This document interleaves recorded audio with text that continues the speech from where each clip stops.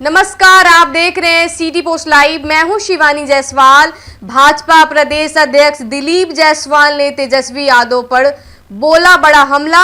नीतीश सरकार की योजनाओं की तारीफ करते हुए विपक्ष पर जमकर निशाना साधा। उन्होंने कहा है कि वो खुद मुख्यमंत्री नीतीश कुमार से मिलने गए थे और जिस तरह से मुख्यमंत्री बुजुर्गों और महिलाओं को लेकर सम्मान दिया है, उनसे मिलकर उनके पास जाकर यह एक भावनात्मक क्षण था। उन्होंने कहा है कि सामाजिक सुरक्षा पेंशन बढ़ाने के लिए मुख्यमंत्री को धन्यवाद देते हुए कहा है कि बिहार की महिलाओं और बुजुर्गों को आपने जो सम्मान दिया है वह सराहनीय है। दिलीप जायसवाल ने विपक्ष के नेता तेजस्वी यादव पर तंज कसते हुए कहा है कि गाल बजाने वालों का कोई जवाब नहीं होता। उन्होंने कहा है कि जो सत्ता में आने वाला ही नहीं है उसकी बातों का क्या मतलब रह जाता है। सरकार अपना काम कर रही है, विपक्ष को अपना काम करना चाहिए। दिलीप जायसवाल ने गृह मंत्री अमित शाह के बयान का जिक्र करते हुए कहा है कि नीतीश कुमार के नेतृत्व में ही अगला चुनाव लड़ा जाएगा और इसका मतलब साफ है कि 2025 से 2030 तक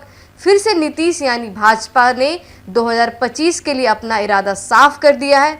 जिस तरह से भगवान श्री राम का मंदिर बना है वैसे ही अब सीता माता का भी मंदिर बनाया जाएगा। उन्होंने कहा है कि हम जय सिया राम कहते हैं तो सीता मैया के मंदिर की पहल हो चुकी है। सरकार की नीति और कामकाज पर सवाल तो जरूर पूछिए, लेकिन तेजस्वी यादव के बयानों को जवाब देने के लिए हम नहीं बैठे हैं। इसके लिए उन्होंने कहा है कि हमारे प्रवक्ता या डिप्टी सीएम सम्राट चौधरी जवाब देंगे। भाजपा अब साफ साफ यह कह रही है कि नीतीश कुमार का ही चेहरा सरकार की नीतियों पर भरोसा है और विपक्ष सिर्फ बयानबाजी कर रहा है। क्या तेजस्वी यादव इसका कोई जवाब देंगे? क्या 2025 तक नीतीश भाजपा का साथ बरकरार रहेगा? ये तो वक्त ही बताएगा, लेकिन राजनीतिक पारा अभी चढ़ता हुआ नजर आ रहा है। आगे सुनिए क्या कुछ कहते हुए नजर आए।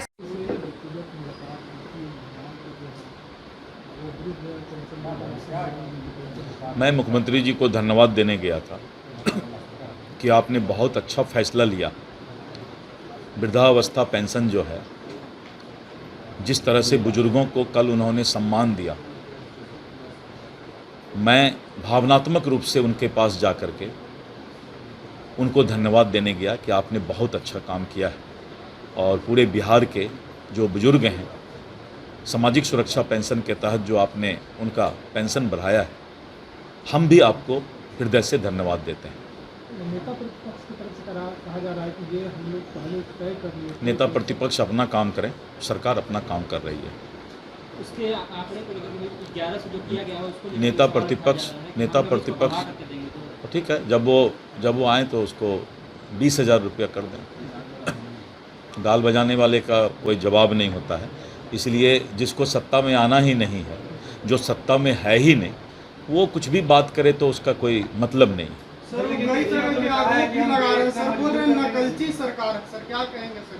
आपको कैसा लग रहा है?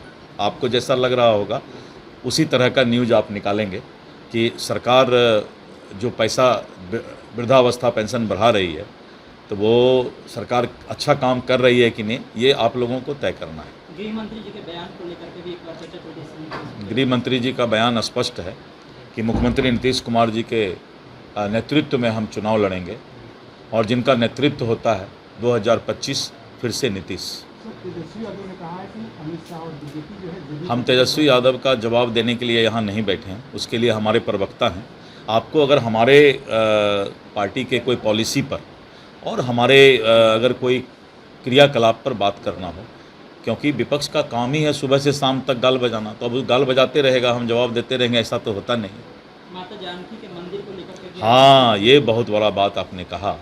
ये माननीय श्री सम्राट चौधरी जी और सरकार के हमारे जो वरिष्ठ मंत्री हैं बताएंगे कि हमारा जो बहुत बड़ा भावनात्मक, हम लोग बोलते हैं जय सिया राम, यानी माता सीता, भगवान राम का मंदिर बन गया, माता सीता का मंदिर बनना है और हम लोगों ने इसकी तैयारी की है।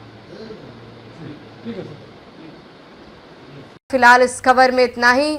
आगे देखती रही सिटी पोस्ट लाइव। धन्यवाद। हालांकि यह कोई बहुत बड़ी उपलब्धि नहीं है, बल्कि जनता को भ्रमित करने की कोशिश है। आगे सुनिए और क्या कुछ कहते नजर आए प्रेमचंद्र मिश्रा।